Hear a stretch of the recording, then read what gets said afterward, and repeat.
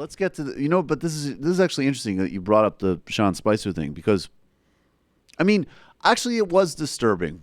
I didn't dismiss that when that first happened, because that was an example of, like, of course they're going to lie, and of course they're going to be right wing, and of course they're going to be horrific. But as trivial as it was, that was an absolute Nazi style big lie. Yeah. Like, that was a literally don't believe your lying eyes. Believe a weird, flustered, verge of heart attack press secretary, and then just completely made up nonsense to appease a very disturbed person's ego. And by disturbed person's ego, of course, I'm talking about the president.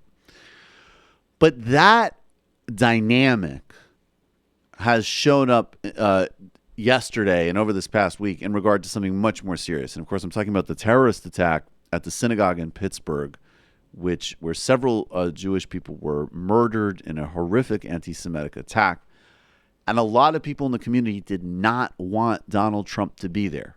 They understand that his administration feeds off of hate, division, and lies. And hate, division, and lies feed anti-Semitism and every other form of bigotry. They didn't want him there.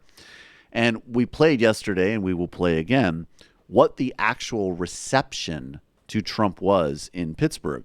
Trump tweeted this out this morning. Melania and I were treated very nicely yesterday in Pittsburgh. The office of the president was shown great respect on a very sad and solemn day. We were treated so warmly. Small protest was not seen by us, staged far away. The fake news stories were just the opposite, disgraceful. Now, of course, CNN and other outlets actually aggressively covered a massive protest for a suburban, mellow Pittsburgh neighborhood of normal people saying, get the fuck out and let us mourn. And even the head of the synagogue's reception of Trump was something to the effect of, I'm not going to say no to the president of the United States. It wasn't, we really want you here. And everybody else most emphatically did not want him and his disgusting family there.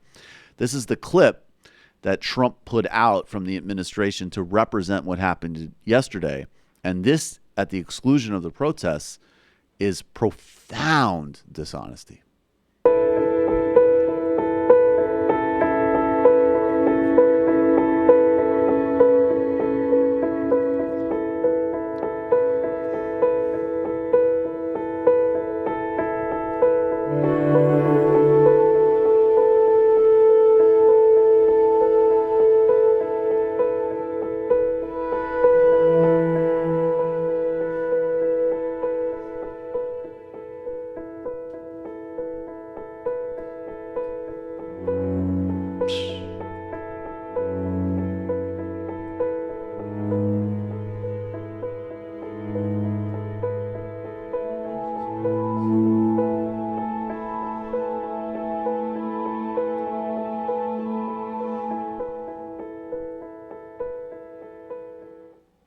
So obviously, if you're listening, it's essentially just a montage of...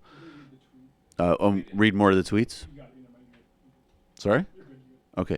Now let's... it's just a montage of people looking somber and welcoming, and Trump and Melania and Jared and Ivanka. Got the first responders in there, though. Yeah, greeting people, and it's all sort of appropriate laid out. It actually looks... that is insulting in and of itself. It looks far more like a campaign ad than an actual remembrance of victims of an anti-Semitic atrocity.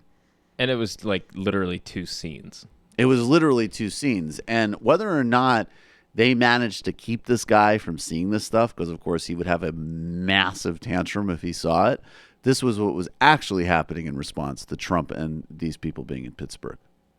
Let's listen for a minute to this. You can hear them singing.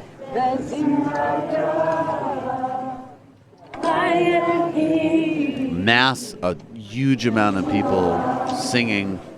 I don't know the words, unfortunately, but they are It's an unbelievable image that we're looking at. These are peaceful protesters walking along, grieving about the tragic death of 11 of their neighbors in a synagogue on Saturday, and protesting the presence of Donald Trump, the president, in their community today.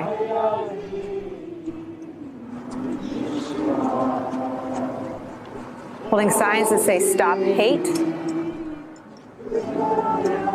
vote, no hate, no guns, no Trump. Is this the Democrats' closing message, Betsy Woodruff? Certainly seems like an effective one. That is a highly tacky as fuck transition there from MSNBC. Maybe we could mute them and just play out a little bit more. The visual is beautiful, so maybe we could do that. That was Nicole Wallace for anyone who God, wants to be mad. Of course, that MSNBC was Nicole sucks. Wallace. I'm sorry that happened. Please watch this. This is beautiful. It's an beautiful collection of people coming out in the community. These Antifa communists. Yeah, they're Antifa. Community United. You know what that means. We all know what that means. George Soros. It's George Soros. Look at all these Soroses. Yeah, that old lady last night threatened Gavin McInnes on Twitter. It's totally unfair. So there you have it. I hope most people can understand this in terms other than the horse race. I mean, look, there's no contradiction between what we always say about the elections, but that goes far beyond a horse race, as you say. Absolutely.